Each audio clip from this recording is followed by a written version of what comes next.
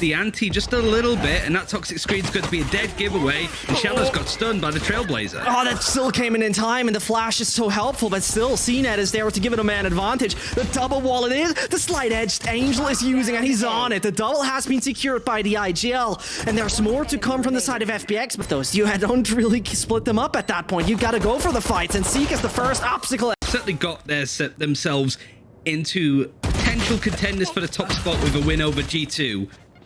And it's another rough opening for dimasick. An orbital strike is going to be used on site. And finally, Shadow can get their first kill on the team. Trade it out. It's a worse buy for Acend. They're still on Spectres and stuff. So FPX really don't want to lose this one, and they're a player down. And they still got a lurk coming over from mid, but that one is going to come in as reinforcement over to the B side any second. And there's a revive. cNed could obviously try to get starxo back in action. He definitely does. They want to keep a major man advantage in this, as there should be no possibility for FPX. We know those guys are capable of clutching out rounds that just seem impossible, but when someone is backstabbing you like that, most likely no chance. Once any of the space at this point in time, it's not bathroom they're really having any intention to take. Nothing towards B long, not even the sky towards guard him at BONECOLD. That might have been just a mistake, but he waits back deep in hookah. No reinforcements at that point in time. He's the sole survivor. How does he get one? I have no idea. He's just basically absolutely known. The snakebite's coming in. Finally, he's been eliminated. And dimasick can just work perfectly off that tripwire. But Zeek and Co have now arrived on the site. And that's just absolute disaster once more. The A site belongs to them. dimasick waits back in lamps, hopes that nothing comes in. But obviously, the cavalry has arrived in form of Angel. A 2 versus 2 that could still work for FPX, and finally the clearance they would need. But the miracle that would have been performed by Angel could have brought them the 4K. Ain't happening.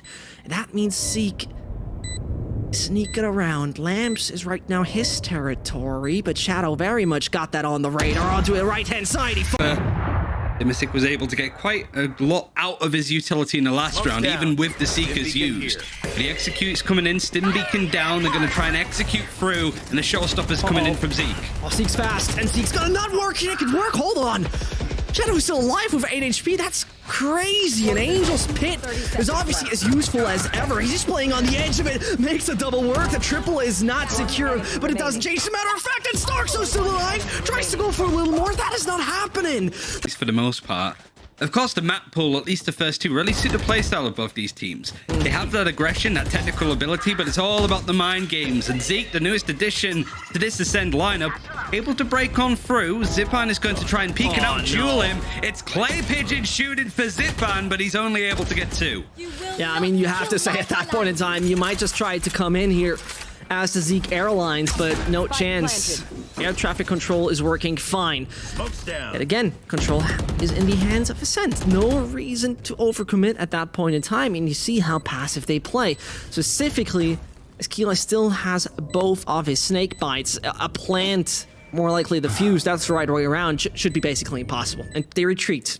The only logical thing on the side of FPX. And elimination today, at least, but whoever wins qualifies, and Shadow just manages to get out.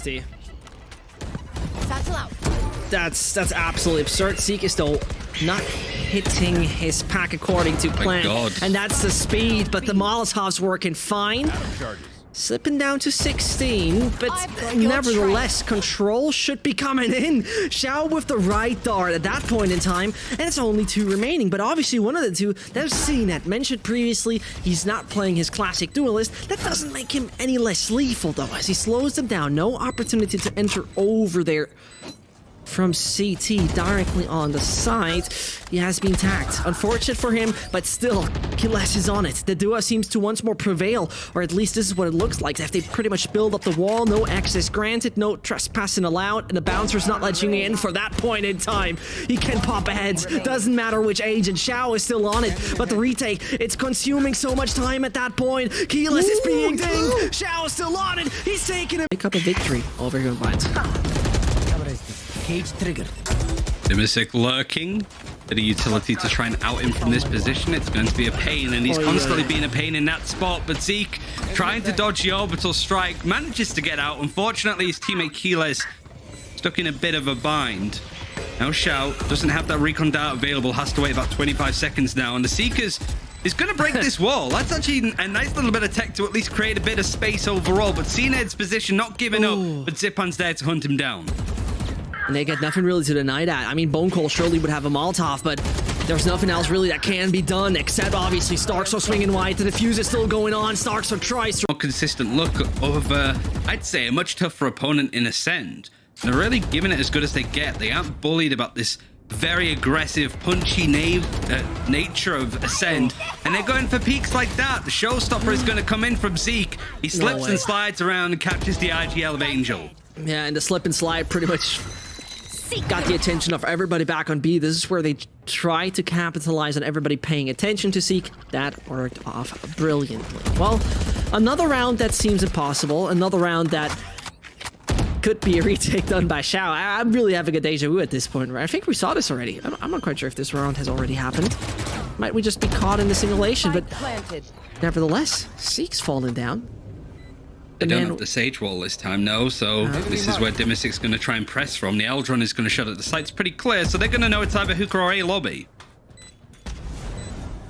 And look at that. dimasick is still taking a very long swing, and starxo knows about him. He's somewhat trapped. Easy pre-fire. dimasick's not even having a problem. We're talking about a 4 versus 2 that might be just thrown away, but as I say that, Shao is the last man standing. Really nice work for cNed, even though he's not the one that gets all the kills. Absolutely. Well, gets him then, sure. Well, this is the counter curse. That was actually a good job, Ryan. He's actually going to try and get the orb, get that res on early. Of course, it's 8 ult points now, and he's just feasting. He sees the spike on Angel and is just going to press. He doesn't need any other help, and even then, these last 2 players of FPX are over towards B. dimasick tries to take a peek and immediately... Overall, Shao proving that even in high-pressure situations, he's able to prevail, and wrong timing on cNed could make this work, but he's still on it. The quad is secured, and who else than him might just get the ace. Will he do so? Yep, he does, obviously. That's a storyline you're not going to want to miss. I mean, they look very similar. Maybe one is replacing the other if one of them is sick, but getting away from that. cNed, aggressive stands and a reload from dimasick. That is the punishment you get if you feel too safe to swap in the magazines. And I gotta say, this is a bit of surprise to me how strong Acend has been looking so far. I expected them to be strong, don't get me wrong. The streak they have so far, it doesn't come from nowhere. But it's 10-4, and, well, FPX still need to show us something. You know, let's see what they can do at this point. As FPX looking to probe and prod their way in over. This wall is going to make it annoying because you can wait, it delays time, or you can break it, which is a nice little alarm bell for Acend to move over to A. The rotates are already starting because that utility's coming in, and FPX not afraid to let themselves know that they're coming in onto this A site. No pressure on lamps just yet. cNed's done a great job of holding it down, but Kiles takes a peek. These anti-plants have been in... He was actually in the defending side, constantly pushing the boundaries, and again a spike has been delivered, as Kiles most likely should die to the concussion. It is not happening, man. Still alive. 40 points of health, obviously not any easier.